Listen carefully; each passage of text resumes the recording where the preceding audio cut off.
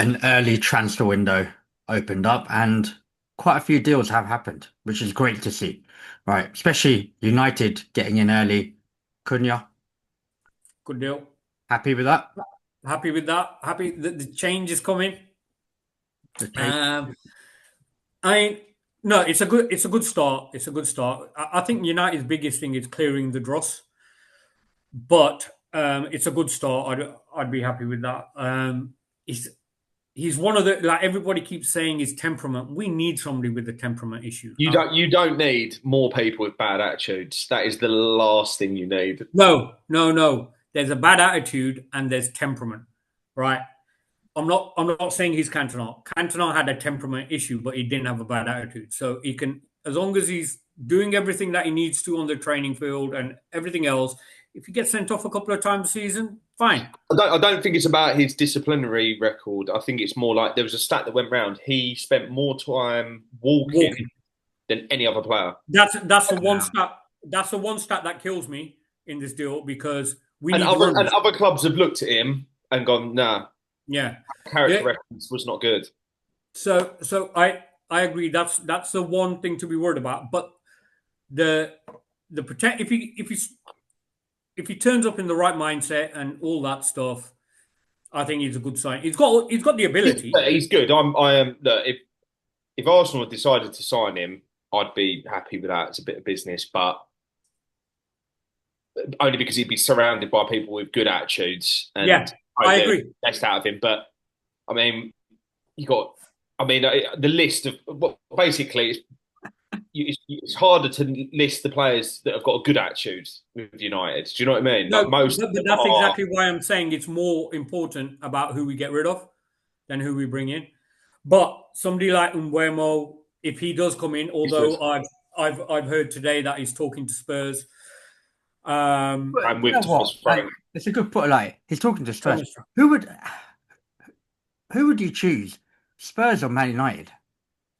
Yeah, but Personally, if you're him, you've worked with Thomas Frank. I don't know how long he's been at Brentford, but obviously Thomas Frank's been there Yeah, for 6 years or so. I think he was yeah, the yeah. second longest serving manager. I think he's been Maybe there not. about 4+ years. Yeah, No, no, I think it might have even been 7 or 8. It's been a while. yeah, yeah, second longest behind Pep Yeah, Guardiola in the yeah. Premier League. And then he's gone to take over at Spurs. Spurs haven't got a bad team, all things considered. I think Ange was out of his depth, and whatever. But they got Champions League football, and the manager you trust is now heading it up. I think that's a good proposition for someone like that. Yeah, I guess, but and it's going back to what we said, right?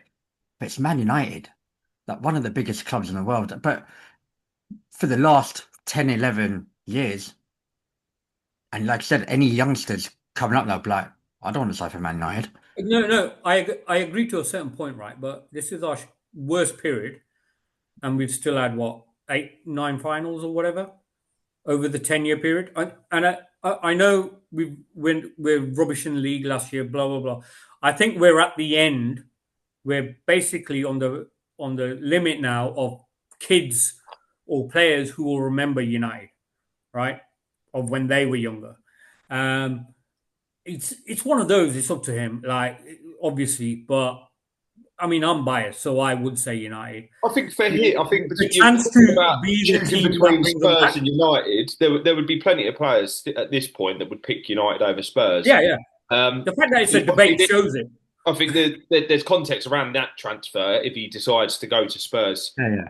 United. But I think for other players, I'm fine. There might be a bit of a toss up. Should I go to Spurs, United are offering more money, whatever? I'll go to. But I think if you're talking City, Liverpool, Arsenal, Chelsea, Villa, I think 90% of players now would go, I'd rather go to those clubs than United. I don't think United have got the pull that United fans think they have.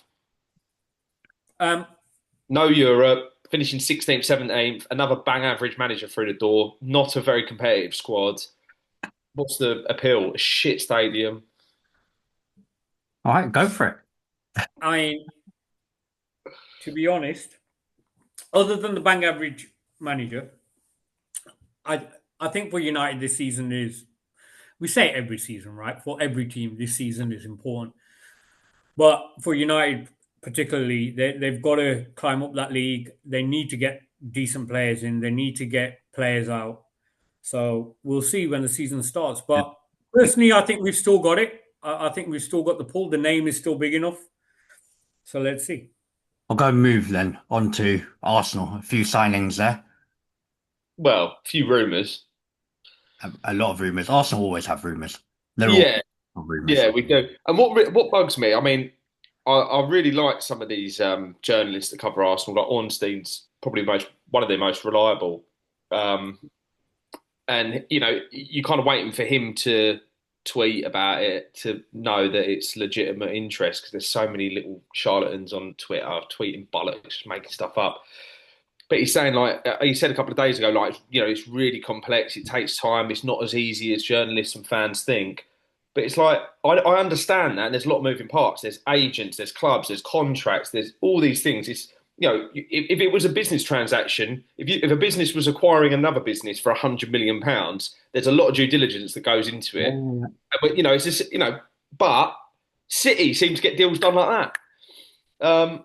And I get a lot of that's because they are willing to pay up front. So they tend to get, they pick up players for quite competitive pricing. And you think, you got him for 30 mil, him for 40 mil. It's because they pay it all up front. Whereas we want to buy a player for 60 mil, but we want to pay 6-year instalments. So they go, all right, call it 80 and we'll let you have it over 5-6 years.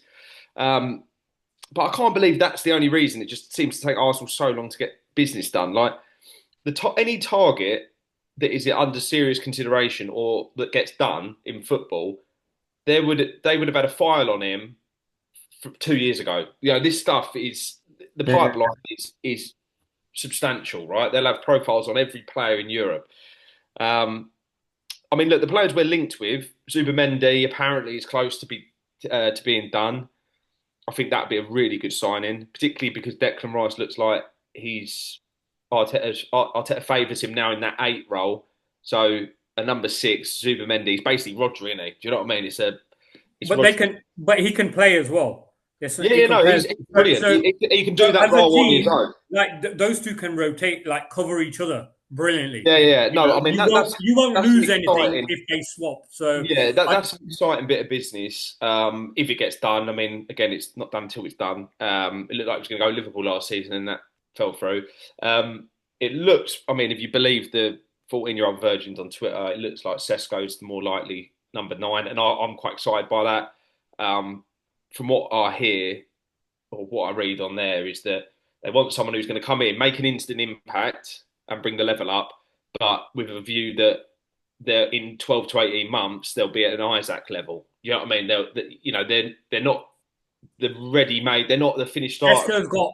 But they can still come in and add some goals and So if we got Sesko, Zubimendi, obviously Rodrigo's the really exciting one that everyone's been discussing and talking about. There's talk that he's not going to get much game time at Real Madrid.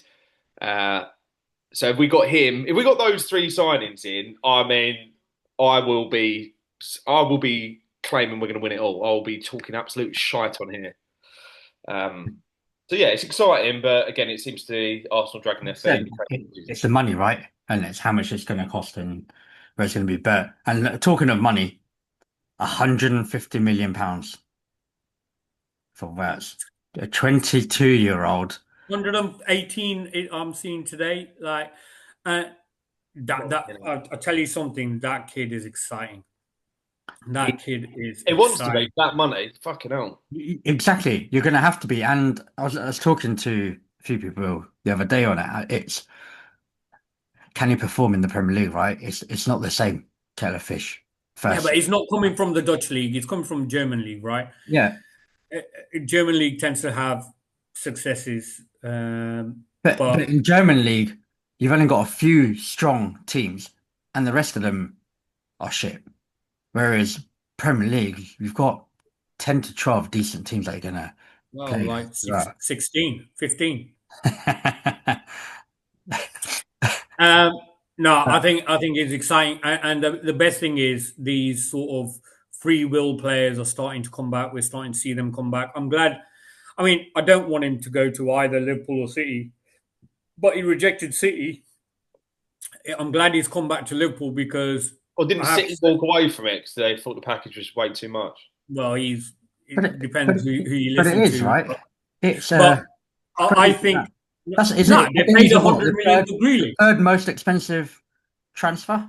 Yeah, but they paid 100 million for Grealish, right? They were the first team to start banging out 50 mil for fullbacks. They bought 4 in the summer. So City's all of a sudden being on the moral high ground, like absolute bollocks, right? I think look, everyone spends money. I think even Liverpool fans have moaned about City spending money, but they bought the most expensive keeper, the most expensive centre half. Everyone spends money. United are awful for it. The wages they put players on. City seem to just have bottomless fucking pits and breach all the rules, but nothing happens. Chelsea, I know we haven't spoke about Chelsea it. spent £1 billion. We spent 100 million quid on Declan Rice. You got to spend money, haven't you, to be competitive? United are yet to break the 100 million barrier. No, but what you do is just buy loads of shit for multiple 85 million. £99 million piles of shit instead. Yeah. But just going back to Wirtz, I'm glad he's gone to Liverpool because Pep would have got him to fit in the system, play the Pep way. Yeah, it's effective and all that, but he suffocates talent. And everybody brings up Messi. He's a one-off. So I don't think you can't compare him, right? But Pep basically destroys individualism, and I think Wirtz will have the capacity to do that. And again, I was talking to Liverpool fans. Where would he sit? Where would he fit into the Liverpool squad? He can play across the top three. He can play the front three. Any role. Diaz, Salah, Wirtz up front. Diaz is out. You've got a lot of rotation up top, haven't you? You've got a lot of options across. But you cannot rotate someone who you've spent over 100 million, in my eyes. You can nowadays. Look how many games there are. They'll rotate him.